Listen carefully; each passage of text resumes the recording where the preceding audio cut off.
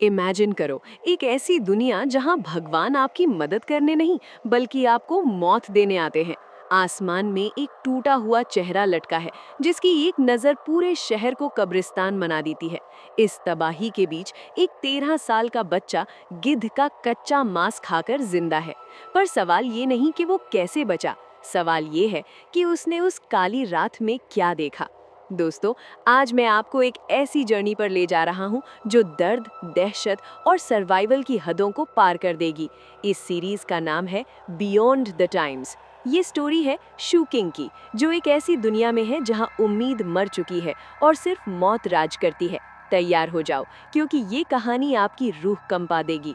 Story शुरू होती है साउथ फीनिक्स कॉन्टिनेंट के एक वीराने से। यहाँ की बारिश का रंग लाल है, बिल्कुल ताज़े खून जैसा। हर तरफ ग्रीनिश ब्लैक लाशें पड़ी हैं जो चीख रही हैं बिना आवाज़ के। इस मौत के सन्नाटे में हमें दिखता है शू किंग। उसके बदन पर चिथड़े लटके हैं, पर उसकी आंखें किसी जंगली जानवर से कम नहीं हैं। वो ठंड में ठिठुर रहा है पर हिल नहीं रहा। वो शिकार कर रहा है। जैसे ही एक वल्चर लाश खाने में बिजी होता है, शू किंग एक काला लोहे का सरिया हवा में लहराता है। स्प्लैट! वल्चर का सर चिथड़े चिथड़े हो जाता है। वो उस गिद्ध को उठाता है और निकल पड़ता है, क्योंकि अंधेरा होने वाला है और इस दुनिया में अंधेरा होने का मतलब है शिकार बनना। लेकिन यहाँ से सब कुछ बदल जाता है। आसमान में जो वो टूटा हुआ चेहरा है, लोग उसे गॉड कहते हैं। 9 दिन पहले इस खौफनाक भगवान ने अपनी आंखें खोली थीं। सिर्फ एक झलक और लाखों लोग पल भर में राख बन गए। जो बचे वो मॉन्स्टर्स बन गए। लेकिन शू किंग ने उस दिन कुछ अजीब देखा था। जब सब लोग डर के मारे मौत की भीख मांग रहे थे, शू किंग ने उस गॉड की आंखों में आंखें डालकर देखा। उसने देखा कि आसमान से एक वायलेट लाइट शहर के कोने में गिरी है।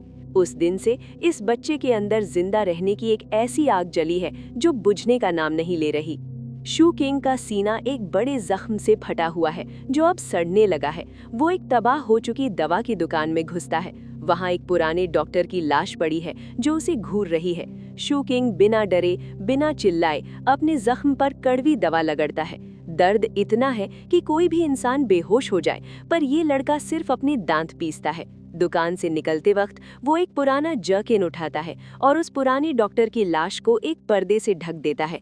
वो धीरे से बोलता है, रेस्ट इन पीस। पर असली ट्विस्ट तो अब आता है। रात होने ही वाली है, तभी उसे दूर एक परछाई दिखती है। एक इंसान जो बिल्कुल नॉर्मल लग रहा है। उसका रंग काला नहीं पड़ा, उसकी बॉडी सही सलामत है। इस वीराने में कोई और जिंदा कैसे हो सकता है? क्या ये वही वायलेट लाइट का असर है? शू किंग का दिल जोर से धड़कने लगता है, पर वो जानता है कि अगर वो एक सेकंड और रुका तो रात के मॉन्स्टर्स उसे कच्चा चबा जाएंगे। वो अपनी गुफा में छुप जाता है और एक बैम्बू स्लिप निकालता है।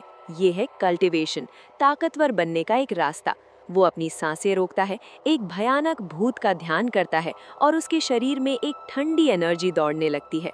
वो वहां बैठकर उस वल्चर का मांस कच्चा ही चबा जाता है। बाहर से अजीब हंसने की आवाजें आ रही हैं, मॉन्स्टर्स चीख रहे हैं, पर शू किंग अपनी मुट्ठी में वो लोहे का सरिया कस के पकड़े हुए है।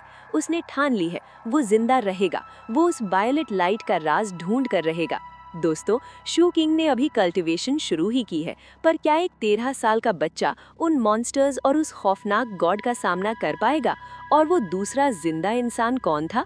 तुम सोच भी नहीं सकते क्या होने वाला है, क्योंकि अगला चैप्टर इससे भी ज्यादा इंटेंस है। अगर आप चाहते हैं कि मैं इसका अगला पार्ट जल्दी लाऊं, तो वीडियो को लाइक करो और चैनल को सब्सक्राइब करके बेल आइकन दबा दो। नेक्स्ट पार्ट की नोटिफिकेशन मिस मत करना।